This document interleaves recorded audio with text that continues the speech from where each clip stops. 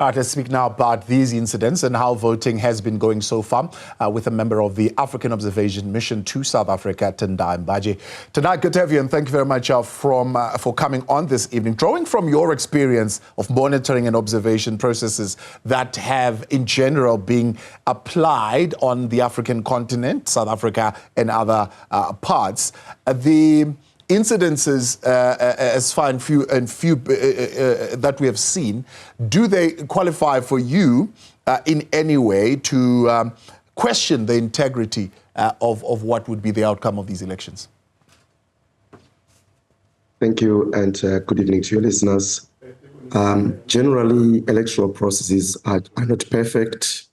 There are issues that arise within the electoral process that may disturb voters, or that may disturb political players, or that may disturb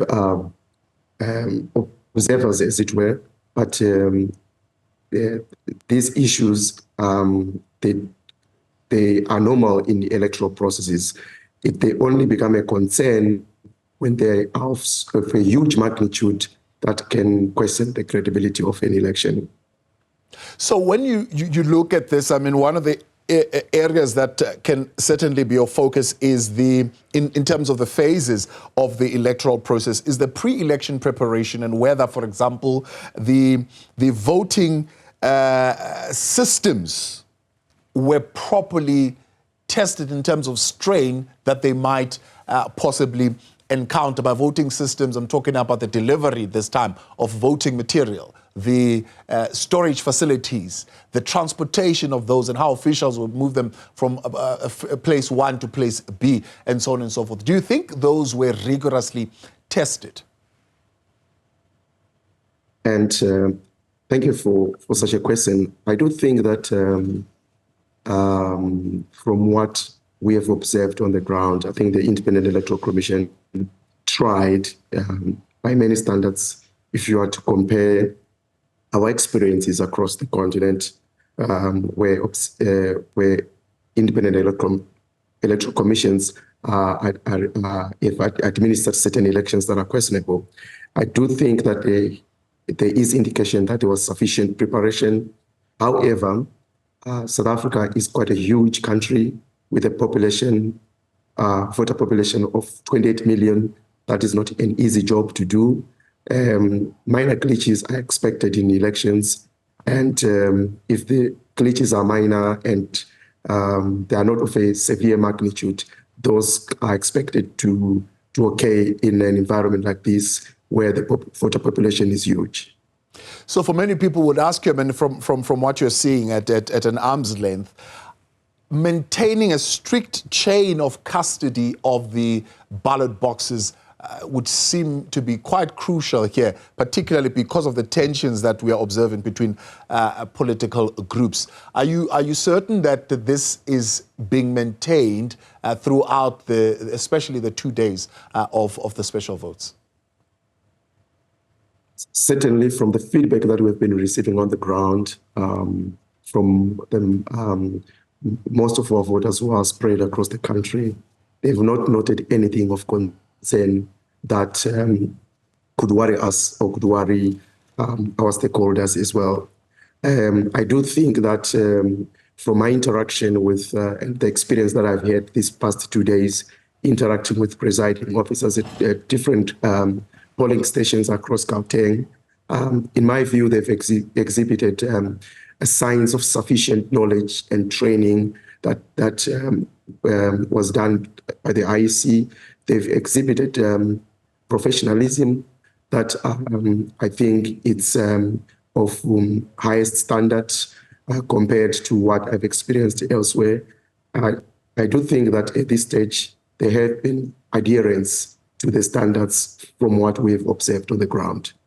What's the degree and level of compliance, especially amongst the bipartisan election officials, considering, of course, there's some tensions and some disputes between the competing political parties. But overall, do you think they are well trained in terms of what they are expected to do at these voting stations?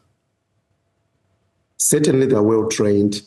The IEC put much resources in training its officials who administer these elections. However, where you see signs of non-compliance or signs of straying away from the electoral mandate, that could be certain persons, not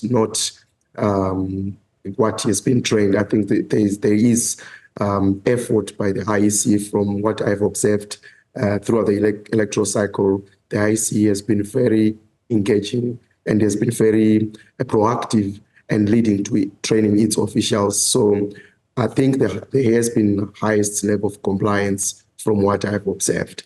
Yeah.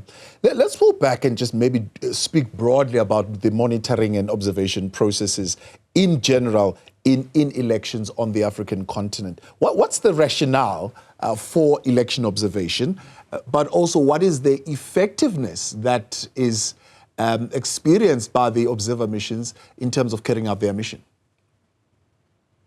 Thank you. So the rationale of election observation mission or of election observation missions is to provide an oversight process, is to observe to what extent does the Independent Electoral Commission of a host country hosting elections complies with the constitution, its own constitution. To what extent is the host country complying with the Electoral Act and other legislation pertaining to the election. We also benchmark an election on its compliance to international standards of human rights. For instance, we have some legal instruments that have been adopted at the UN level that speaks to electoral processes. We have also several documents that have been adopted at a regional level within the African Union and the SADC region. For example, the SADC has got guidelines and principles on electoral processes. So all those instruments, they serve as guidelines that we assess to what extent is South Africa complying with these international treaties and instruments that they are a party to. So that's the rationale to see whether the country or a host state is complying with its own standards, with its own constitution. So that's one point. And also the second point is to build public trust within the presence of observers, help to build public trust within the electoral processes, and also to provide credibility and legitimacy to the process. So, I mean, it doesn't just go to say for everybody to say just because we've got just under 10,000, I think, observers in South Africa during these elections, that they are going to boost the confidence in fairness of the process. Because, for example, we've seen on the continent in some instances where observers could say there were challenges here, there was unfairness here, and so on and so forth. And that could raise tensions between the observation and the sovereignty of a country. Just comment on how that balance is to be struck. So it must be noted that election observation mission recommendations or reports, they don't carry any force of law. They are not binding. So these reports, they are meant to help the Independent Electoral Commission improve future elections. So their reports, they are solely there to assist in improving the conduct of elections. So they are not in any way there to threaten the sovereignty of a state or to destabilize a country that is hosting elections, but they are there to support. So in instances where such has happened, obviously there's been a misunderstanding of the mandate of observers, or to some extent also there are instances where observers have been seen or been perceived to have stepped out of their mandate. You may realize that within the African Union, there is more to election observation.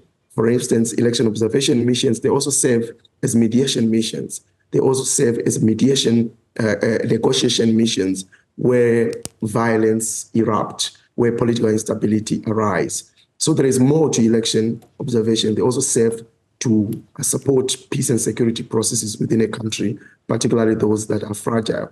So there is more to these missions, but generally they are meant to support, to observe, and to recommend how future elections could be improved.